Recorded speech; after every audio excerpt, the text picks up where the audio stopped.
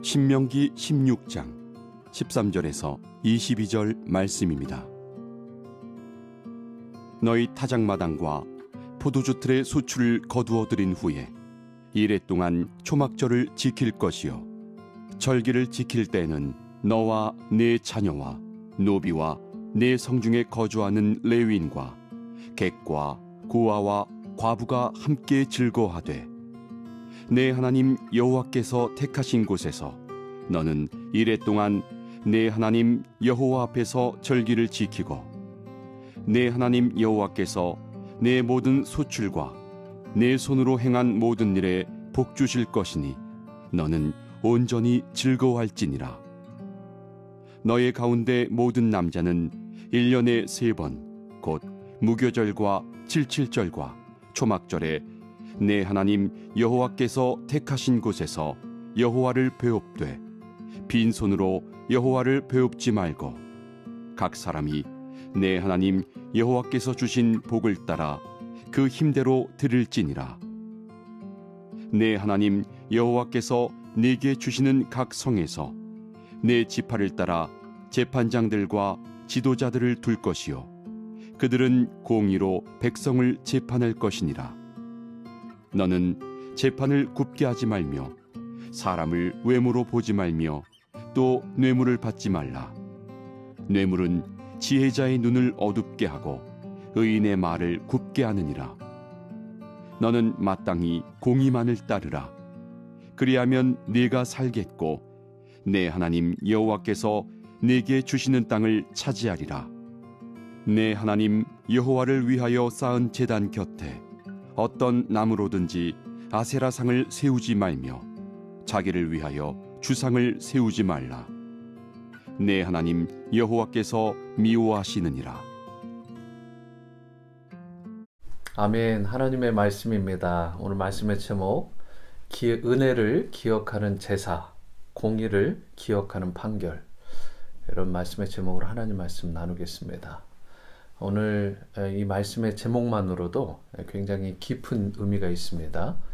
제사 곧 예배를 드릴 때는 주님의 은혜를 깊이 생각하고 드리라는 말씀이고, 우리가 저지 판결을 내릴 때는 정말 공의롭게 공정하게 그렇게 판결해야 된다라는 이 핵심 두 말씀이 오늘 말씀의 제목입니다. 먼저 13절 말씀입니다. 너희 타작마당과 포도주 틀의 소출을 거둬 들인 후에 2일 동안 곧 7일 동안 초막절을 지킬 것이다. 이렇게 말을 했습니다. 초막절은 장막절이라고도 불려지는 굉장히 큰 기쁨의 축제입니다. 대추나 포도나 올리브와 같이 그 당시 이스라엘에서 그 가나안 땅에서 나는 여름 과일들을 풍성하게 수확한 후에 이제 드려지는 그런 명절이기도 합니다. 이 초막절에는 모든 백성들이 다 나와서 이 중앙 성소에서 7일 동안을 하나님께서 그동안 소출하게 하시고 또 베풀어 주신 이 복에 대해서 마음껏 감사하면서 특별히 14절 말씀과 같이 모든 가난하고 힘없고 연약한 자들과 함께 즐거워하고 함께 기뻐하는 그런 귀한 축제였습니다.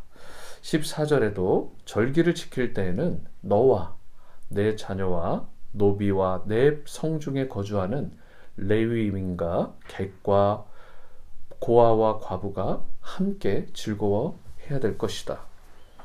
하나님이 주신 은혜는 고이면 안 됩니다. 하나님의 그 은혜의 특징은 마치 십자가에서 예수 그리스도께서 그 보혈로 우리 가운데 흘려보내 주심으로 온 인류, 여러분과 저를 포함한 모든 인생들이 구원받고 죄사함을 얻었듯이 그 은혜가 그 보혈의 능력이 흘러왔듯이 주님께서 우리에게 베풀어 주신 은혜도 우리에게서 멈추고 스톱되면 되지 않고 계속해서 흘려보내야 되는 것입니다.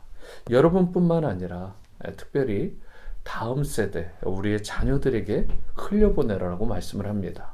신명기는 특별히 이 자녀들에 대한 부분들을 굉장히 강조를 많이 하는데, 이 세대에서 세대로 흐르는 곧 이 영적 계승이 다음 세대에게 이어지는 부분에 대해서 굉장히 강조하고 특별히 연약해 보이고 당시 넘버링에도 들어가지 않았던 소외될 수 있는 아이들을 귀하게 보는 그러한 메시지, 그것이 축제에서 배려하고 배제하지 말라라는 말씀과도 일맥상통한 것입니다. 뿐만 아니라 그렇게 다음 세대뿐만 아니라 자꾸만 이 은혜들은 그 지역에 있었던 그런 어려운 지체들에게 흘려보내라라고 이야기를 하고 있는데, 이 교회와 성도들 계속해서 우리가 고민해야 되는 것은 선교지와 또 다음 이 선교지에 계시는 선교사님들을 우리가 늘 생각하면서 그 은혜가 이 예루살렘뿐만 아니라 유대와 또 사마리아를 넘어서 땅 끝까지 흘러가야 된다는 이 영적 흐름에 대해서 우리가 인식을 가지고 있어야 되는 것입니다. 지역에 있는 또한 동시에 우리 고아나 그리고 과부와 같이 어려운 이웃들에게도 이 주님의 은혜를 나누며 흘려 보낼 수 있어야 됩니다. 그들과 함께 기뻐하고 즐거워하라는 것. 우리가 주일 예배 때도 마찬가지입니다. 내가 혼자 예배 드리면서 은혜 받았다. 코로나 사태 가운데 내 건강 지켜주시고 나를 보호해 주시고 복 주셨다. 여기로만 멈춰서는 그런 개념이 아니라 일차원적인 그런 복의 개념이 아니라 정말 시간과 장소와 모든 것을 초월해서 특별히 한 영혼이라도 한 사람이라도 더 이 예배 현장에 함께하지 못하는 것을 안타까워하면서 그들에게 여러분 할 수 있다면 함께 예배드리기도 하고 영상에 링크도 보내주시고 또 그렇게 격려하고 또 주일 오후가 되면 저녁이 되면 미니스트리 차원에서 그들에게 어떻게 보냈는지 한 주에 한 번 정도 그렇게 격려하고 또 관심을 두는 따뜻한 그런 사랑이 있어야 될 줄 믿습니다. 내가 주일 예배 때 받았던 그 은혜와 감격, 오늘 또 이렇게 월요 새벽에 받게 되는 그런 은혜와 감격들을 자꾸 흘려보내야 됩니다. 한 집사님은 캐나다에 있는 본인 이런 형제에게 또 이 지역에 있는 그런 분들에게 또 어떤 분들은 한국에 있는 분, 또 시다레피드에서 또 저희 교회 나오시진 않지만 교회를 잘 나오시지 않는 분들에게 이 영상 링크를 보내주신다라는 그런 말씀들을 들었습니다. 이것은 비단 한 분이 아니라 여러분들이 이렇게 한 명에게 또 어떤 분에게 보내줘서 함께 그 은혜와 그 기쁨을 나누고자 하는 그런 선한 마음들을 제가 들어서 얼마나 감사했는지 모르겠습니다. 여러분, 이처럼 하나님이 주신 복을 따라서 하나님과 이웃을 성심을 다해 섬기는 그런 개인과 가정을 주님이 주목하시고 그 공동체를 주님께서 축복하여 주셔서 이 땅 가운데서 그 개인이, 그들의 자녀들이 복을 누리고 잘 되는 형통의 은총을 주님께서 허락하신다라고 분명하게 약속하고 있습니다. 그런데 이렇게 바로 초막절 외에도 이스라엘의 대표적인 3대 절기가 있게 되는데 그것이 오늘 성경 말씀에 나와 있죠. 무교절, 칠칠절, 그리고 초막절입니다.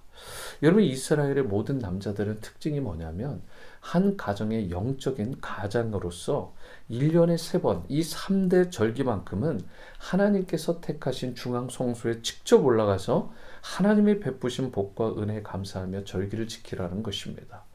예를 들어서 이런 것입니다.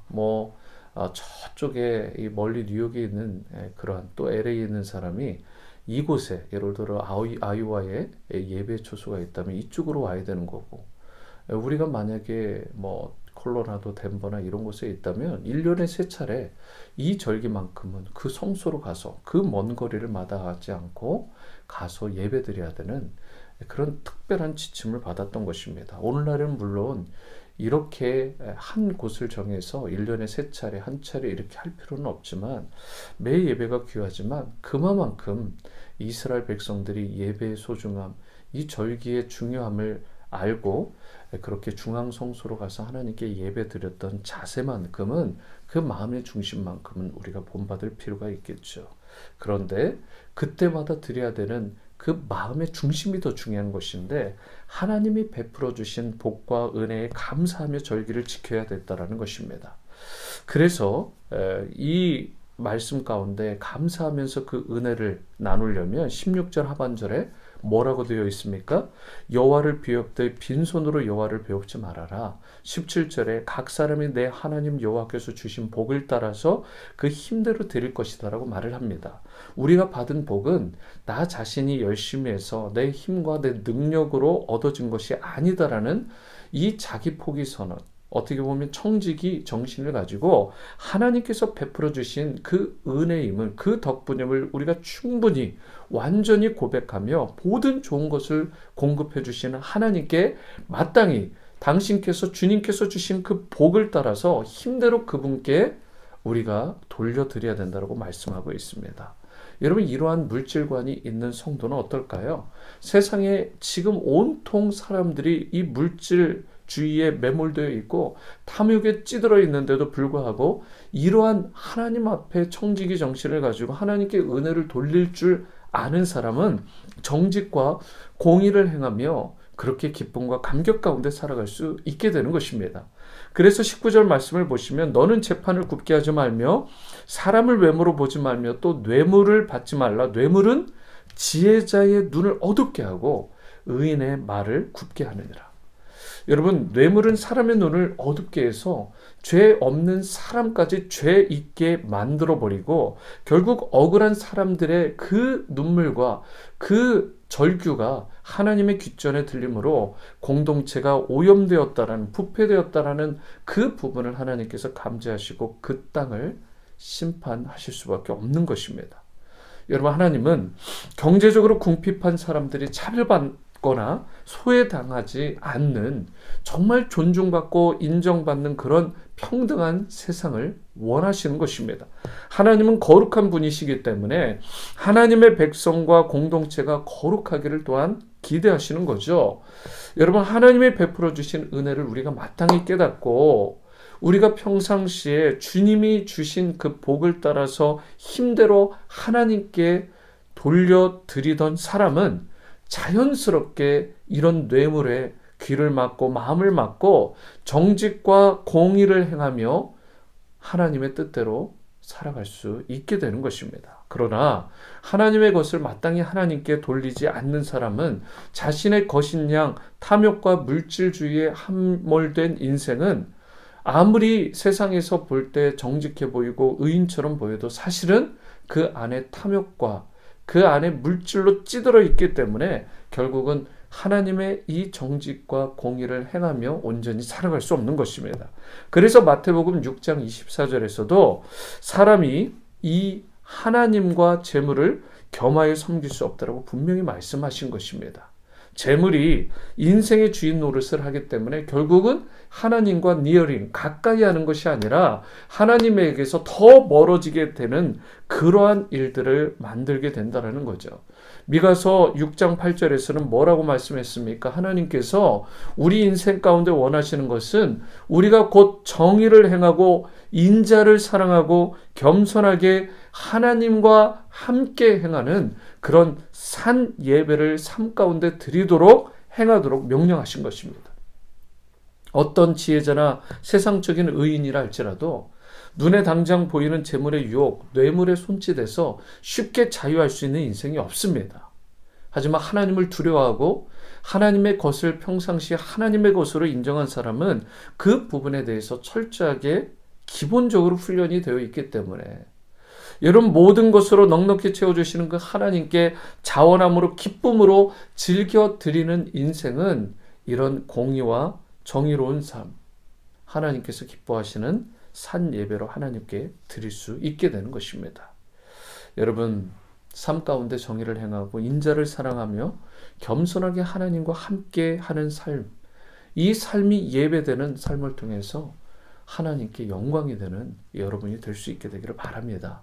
마지막으로 21절에서 22절입니다. 내 하나님 여호와를 위하여 쌓은 제단 곁에 어떤 나무로든지 아세라상을 세우지 말고 자기를 위하여 주상을 세우지 말라. 내 하나님 여호와께서 미워하신다. 이렇게 말씀하고 있습니다. 하나님은 영적인 혼합주의, 하나님 위에 무언가로 적당히 섞어버리는 것을 경멸하십니다.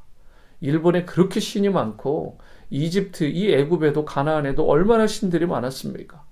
여러분, 이러한 혼합주의를 하는 자에게 하나님께서는 미워하시고 그들을 진노하신다고 말합니다. 이러한 영적 혼합주의에 빠지지 않기 위해서는 무엇보다 여러분과 제가 하나님과 깊고 친밀한 영적 교제를 계속해서 가지며 영적으로 늘 깨어 있어야 되는 것입니다. 매일 말씀과 기도를 통해서 하나님과 깊은 영적 교제를 결코 놓쳐서는 안 되는 것입니다. 그런 의미에서 새벽마다 이 말씀을 통해서 기도의 자리로, 말씀의 자리로, 예배의 자리로 나오시는 여러분들, 주님께서 그 마음의 중심을 기뻐 받아주시고 평상시에 이러한 기도 생활과 말씀과 예배 생활이 되어 있는 여러분들에게 하나님께서 더 가까이 해주시고 영적으로 깨어있는, 그래서 여러분들이 무너지지 않고 삶의 모든 부분, 가정과 그리고 여러분들의 삶의 지경들이 잘 되고 형통하고 다음 세대 여러분 자녀들까지 복을 누리는 놀라운 은혜가 있게 될 줄 믿습니다. 오늘 말씀을 맺습니다. 그렇기 때문에 오늘 말씀과 같이 하나님께서 베풀어 주시는 은혜를 저와 여러분들이 늘 기억하고 감사하고 하나님께 정말 감사할 뿐만 아니라 가난하고 힘없는 자들과 함께 그 기쁨을 나누고 은혜를 자꾸만 흘려보내는 그런 여러분과 여러분의 가정, 우리 공동체가 될 수 있게 되기를 바랍니다. 또한 우리가 받은 복과 은혜를 하나님의 것으로 철저히 고백하고 인정하고 그 주신 복을 따라 하나님께 힘써 드리는 그런 여러분들이 될 수 있게 되기를 바랍니다. 마지막으로 모든 일에 정직하고 공평하게 행함으로 덕을 끼치고 정말 삶이 예배되는 세상에 선한 영향력을 끼치는, 그래서 오직 하나님만을 섬기고 찬양하고 예배하는 여러분과 제가 될 수 있게 되기를 주님의 이름으로 축원합니다. 기도하십니다. 사랑과 은혜의 주님, 우리 10년 가운데 영적인 혼합주의가 있지는 않은지 돌아보게 하시고 오직 하나님만 섬기고 사랑하고 예배하는 그런 우리 가정, 우리 개인의 삶, 우리 공동체 되게 도와 주시옵소서. 우리가 받은 은혜들을 마땅히 주변에 가난하고 어려운 이웃들에게 흘려보낼 수 있는 그러한 정말 나눔과 베품과 섬김의 삶이 삶에 잘 녹아지는 인생들 되게 도와주시고 하나님께서 나에게 주신 그 많은 은혜들과 복들을 마땅히 하나님께로 힘대로 돌려드릴 수 있는, 그래서 우리는 청직이고 하나님의 주인 되심을 철저히 인정하며 겸손하게 살아가는 우리 모두가 되게 도와주시옵소서. 그래서 우리의 인생뿐만 아니라 우리의 자녀들이 정말 하나님 경외하고 잘 되게 하시고 우리 오늘이 침례교회 공동체가 계속해서 하나님의 나라와 영광을 멋지게 쓰임받고 칭찬 듣는 귀한 교회와 성도 다 되어지게 도와주옵소서. 예수님의 이름으로 기도드립니다. 아멘.